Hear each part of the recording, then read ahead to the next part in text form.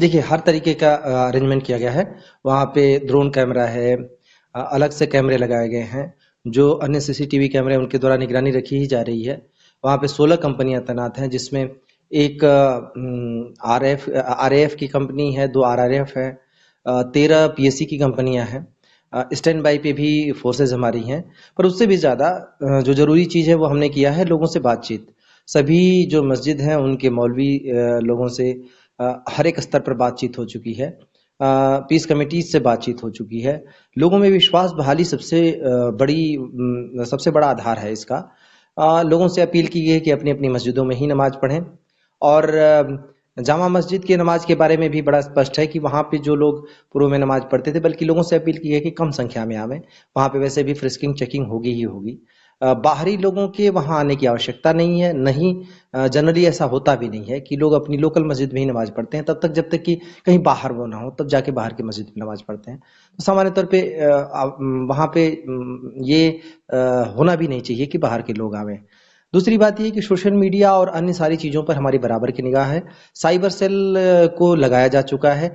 जो लोग social media में गलत भ्रामक चीज़ें फैला रहे हैं या फिर आपत्तिजनक चीज़ें शेयर कर रहे हैं, उन सब के ऊपर निगाह है। और एक तरीके से जितने संवेदनशील जगहें हैं उनके ऊपर दृष्टि रखी जा रही है। इंटेलिजेंस के लोगों को भी लगाया जा चुका है। मुझे पूरी उम्मीद है कि नमाज बड़ी सकुशल संपन्न होगी। और वैसे एश्योरेंस भी दिया गया है, इबादत तो इबादत है। इबादत करने वाले लोग तो निश्चित रूप से इस तरीके की हिंसा में शामिल नहीं होंगे या इस तरीके की किसी भी ऑब्जेक्शनल चीज में शामिल नहीं होंगे। जो करने वाला है वो बाहरी है और बाहरी तत्व होगा या उकसाने वाला तत्व होगा। ऐसे लोगों के ऊपर हमारी बराबर की निगाह है। Sir, as well as hearing भी है चंदूसी कोर्ट के अंदर, तो उसको लेके भी वहाँ भी सुरक्षा के व्यापक इंतजाम है कोर्ट में। हाँ, कोर्ट के लगायत जैसा मैंने कहा, हर एक संवेदनशील जगह पर फोर्सेज तैनात हैं। एक कंपनी अलग से वहाँ कोर्ट में भी तैनात है। और बाकी जितने संवेदनशील जगहें हैं, जैसे जहाँ दो पक्ष आपस में क्लैश होने की पहले कभी हिस्ट्री रही है या फिर आपस में आमने सामने आ सकते हैं, ऐसी जगहों पर भी तैनात किए गए हैं। और जहाँ ये घटना घटी वहाँ पे तो पहले से फोर्स तैनात है ही है। सर, और किस तरीके की सतर्कता बरती जा रही है? लोगों से बातचीत भी हो चुकी है, मीटिंग्स भी हो चुकी हैं। एक सेंट्रलाइज कंट्रोल रूम भी उन सीसीटीवी को वॉच करने के लिए बनाया गया है, ड्रोन्स कैमरा भी इस्तेमाल होंगे। और जामा मस्जिद में क्या अपील की गई है, कितने नंबर्स में लोग पहुंचे? और क्या कुछ गली वगैरह, जो भी बहुत सारी गलियां नहीं है, उन सबको भी कहीं बंद किया गया है प्रशासन के द्वारा, जिससे कि एक एंट्री और एक एग्जिट गेट रहे उसमें? देखिए, वो सुरक्षात्मक दृष्टिकोण से जितने स्टेप्स हैं हमने लिए हैं, पर सबसे बड़ी बात यह है कि जामा मस्जिद में हमने अपील इसलिए की है कि वहां ज्यादा संख्या में लोग न पहुंचे। एक तो क्यूरियोसिटी है, दूसरे अभी भी माहौल में गर्मी है। लोगों में खास तौर से जो भ्रामक चीजें फैलाई जा रही हैं, उसकी वजह से क्लैरिटी धीरे धीरे हो रही है। विश्वास बहाली का विश्वास बहाली के स्टेप्स उठाए जा रहे हैं। तो ये जरूरी है कि अभी जामा मस्जिद में ज्यादा संख्या में लोग न जाएं, कम से कम संख्या में रहें, ताकि वहां पर किसी तरीके की कोई गलत हरकत न करने पावे। और वैसे भी जैसा आपने कहा कि बैरिकेडिंग जांच जरूरी है जो वहां जाए उसके लिए, और इसके लिए जो आवश्यक कदम थे वहां उठाए ही गए हैं। ड्रोन कैमरे से पूरी निगरानी रहेगी। इसके अलावा भी कैमरे लगाए गए हैं, छतों पर भी जरूरी जहां पे है वहां पे लोग तैनात किए गए हैं। पर सबसे ज्यादा नजर हमारी उन लोगों पर है जो इसमें कहीं से न कहीं से व्यवधान विघ्न डाल सकते हैं, और उन सब के बारे में हम कर रहे हैं। पूरे मंडल के हर एक जनपद में सतर्कता है।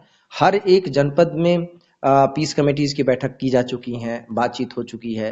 सभी जगह के जो जो नमाज पढ़ाने वाले मौलवी या कोई भी है, उन सब से बात हो चुकी है, इमाम मुफ्ती सभी लोगों से।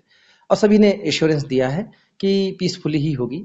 और हमें पूरा विश्वास है कि कल ये नमाज की आज की गतिविधि में किसी तरीके की कोई व्यवधान नहीं होना। सर, जैसे जिस तरीके से प्रशासन का आदेश था कि बाहरी लोगों का प्रवेश वर्जित है, वो भी कल भी वर्जित ही रहेगा उन लोगों का सबका प्रवेश जो बाहर बिल्कुल, से आए? डीएम का आदेश अभी एग्जिस्टिंग है और अभी बाहरी लोगों की आने की कोई आवश्यकता भी नहीं है। मैंने जैसे कहा कि विश्वास बहाली का एक दौर शुरू हुआ है। सभी लोगों से बातचीत शुरू हुई। सामान्य तौर पर सामान्य जो कामकाज है वो उसकी बहाली हो चुकी है। तो अभी कहीं से भी कोई इस तरीके के बाहरी तत्व आएंगे व्यवधान हो सकता है, लोगों में एक जो क्यूरियोसिटी है उसके तहत लोगों में अचानक उत्तेजना के कारण कोई चीज हो सकती है, तो उसके लिए हमने अभी एहतियातन बाहरी लोगों के प्रवेश को वर्जित किया है। सख्ती से निपटा जाएगा यदि कोई भी इस तरीके से करेगा? देखिए, इस मामले में कोई दो राय नहीं है। जो इस तरीके के बवाल में शामिल रहा है और जो इस तरीके की हरकत करेगा, सभी से बहुत सख्ती से निपटेंगे, कानून के दायरे में हर एक संभव स्टेप लेंगे। लेकिन इसके साथ ये भी है कि आपने देखा होगा बवाल में कुछ नाबालिग बच्चे भी शामिल हैं।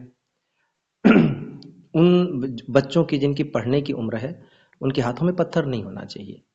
तो एक तो ये है कि कोई हीनस क्राइम में अगर इन्वॉल्व है तो उसको छोड़ेंगे भी नहीं, लेकिन काउंसलिंग की भी आवश्यकता है। ऐसे बच्चों को पढ़ाई में लगना चाहिए। एक और भी चीज़ है, लेकिन वो बच्चे अगर कहीं वाकई पढ़ रहे हैं जैसे मदरसों वगैरह में, तो क्या वहाँ पे कोई ब्रेन वॉश तो नहीं किया जा रहा है? इनके ऊपर भी हमारी नज़र है। पर जो मूल बात यह है कि जिसको जिस काम में लगना चाहिए उस काम में लगाया जाए। जिन बच्चों को पढ़ाई करनी चाहिए वो पढ़ाई में लगें, जिन लोगों को काम काज करना चाहिए अपने घर परिवार के पालन पोषण में, वो उसमें लगें।